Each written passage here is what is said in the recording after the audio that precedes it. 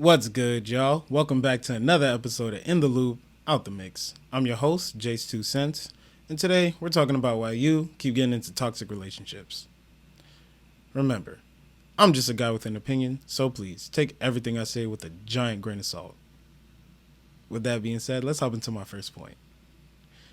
If you're somebody who finds yourself in toxic relationships, it's probably because you have an unhealthy relationship with yourself. I'll put it like this. If you don't love yourself, if you aren't content with yourself, if you aren't happy in your own company, if you can't enjoy your own presence, how do you expect somebody else, a totally different person, to do that or be that with you? How can somebody love you if you don't love you? Really think about it. Think about it. If you go into any type of relationship, it really doesn't matter what type. But for the sake of keeping things simple, we're going to assume we're talking about romantic relationships. If you go into one without having the basic needs for yourself met, and that's like feeling loved, then you're going to go into that relationship seeking that thing that you lack from the other person. And the problem with that is that relationships are by nature between two different people, two different parties. And so that means you both have a role to play. If you go into it thinking that, oh, I'm lacking in this for myself, this person can fill this void for me, then you're basically setting it up to fail from the jump, because it's hard enough already having to love yourself. Now you're telling me that I gotta love you for you as well? Come on, bro.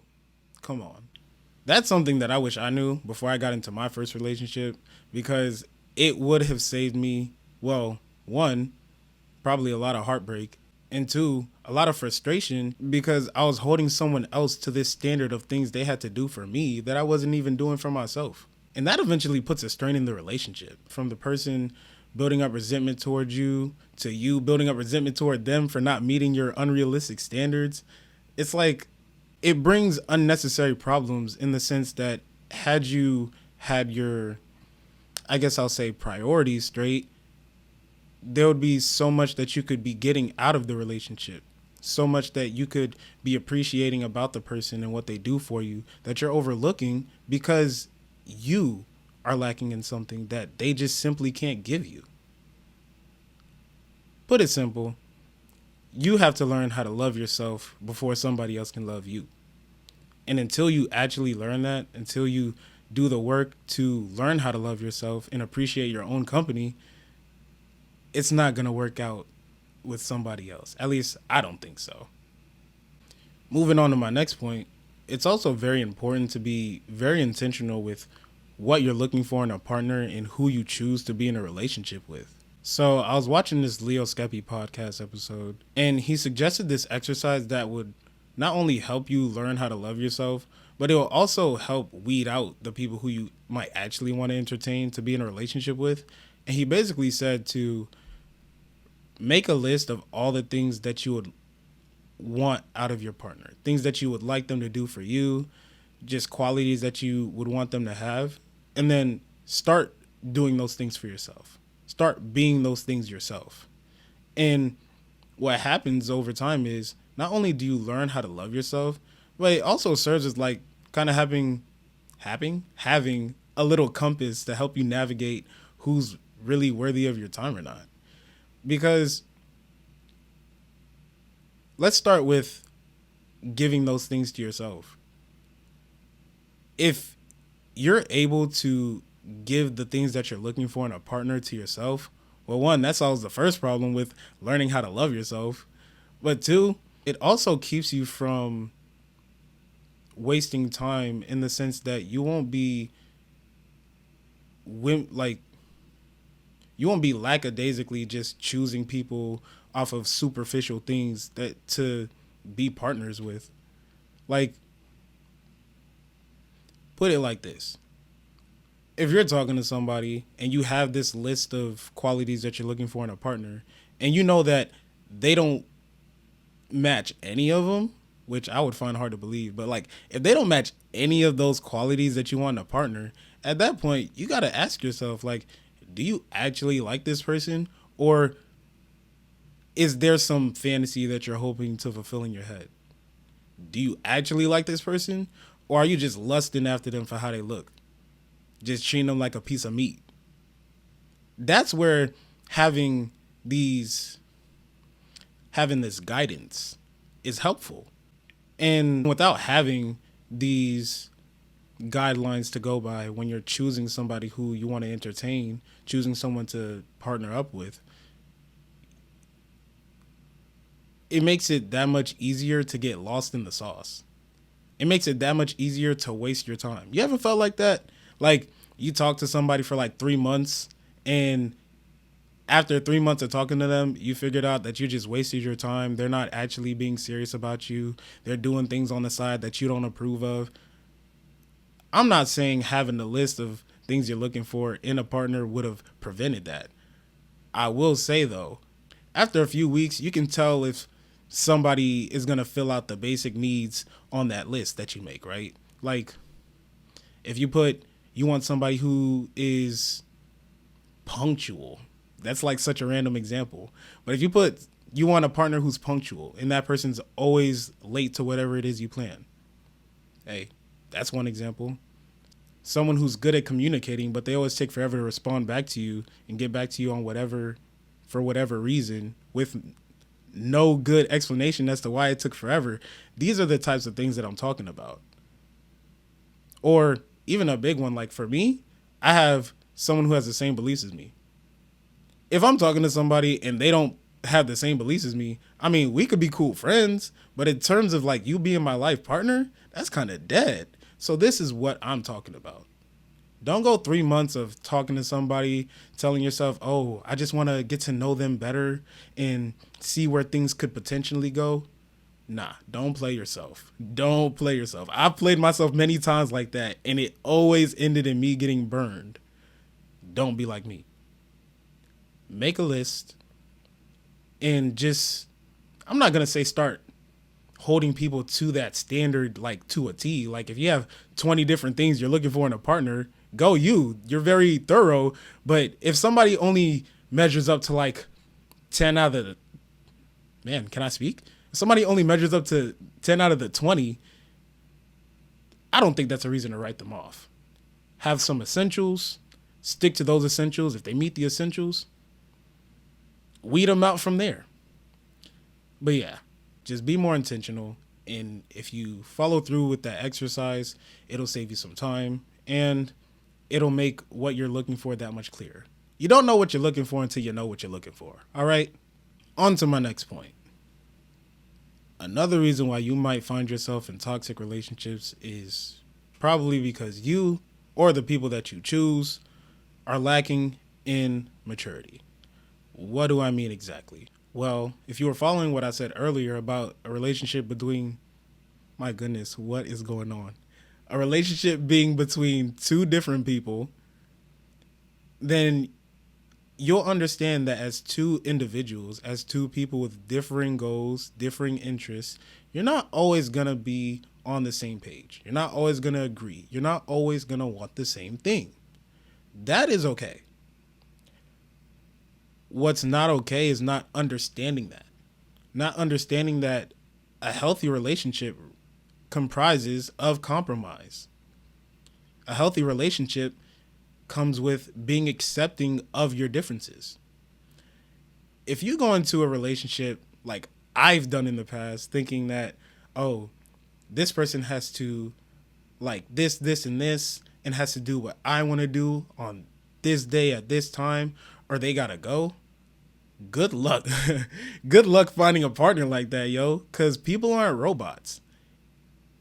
Unless you find an exact clone of yourself, your partner is always going to be different from you in some way. And if you're not ready to accept them for who they are, if you're not ready to accept them and make the necessary compromises for y'all to, like, I guess, live together, then it's not going to work out. And this is also something that I was getting at with the last point. Like, even with that list of things you're looking for in a partner, if you find somebody who meets most of those standards that you're looking for, I wouldn't then go judging them or like critiquing them because of the standards that they don't meet. At that point, it's on you. You with those specific standards, you with those values that you want in your partner, to look at that person and be like, okay, this is what I like, this is what I don't like. Am I going to accept them for who they are? This is who they are. Do I like them for that or not?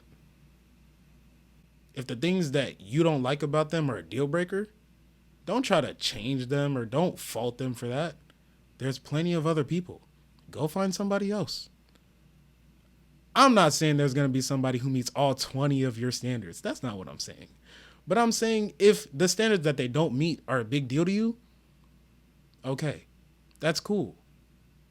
Y'all can be friends or whatever, but don't try to entertain that person and then later on down the line complain to them because they don't meet XYZ from your standards because they're not treating you this specific way. I hate this saying, but it's kind of true. If they wanted to, they would. If they wanted to treat you the way that you wanted to be treated, they would.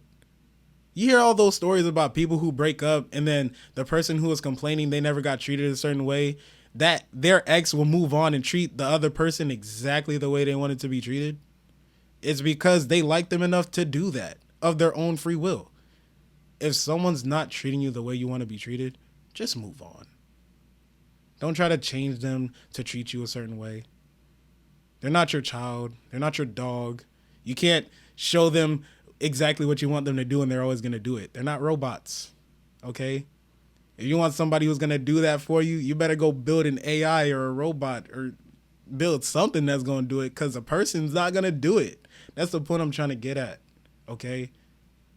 And that's what you really have to understand. Because if you or your partner doesn't understand this, it's not going to work. And at that point, you got to make the choice. If it ain't going to work, what are you going to do? Are you going to continue to remain immature or be with someone who is immature? If you want to do that, that's cool. I mean, I ain't going to judge you, but don't complain about it. The point I'm making is make your bed and lay in it. And stop being so damn selfish. All right? Be more accepting. At the end of the day, you're not going to find a perfect partner. You got to find someone who's perfect for you. Simple as that. I feel like I kind of contradicted myself, but we're moving on. And my last point today as to why you may be finding yourself in these types of toxic relationships is you just might have a lack of boundaries or a lack of enforcement of those boundaries. I be talking to my friend Czar, and one example that I always use with her when I'm explaining certain situations, I don't know if this is a metaphor or an analogy. I'm kind of like a little lazy to really find out what the difference is. If you made it this far and you know the difference, please explain it to me. But I use this example, and it's like you have this friend, right? And randomly they just start slapping you in the face every time you meet with them.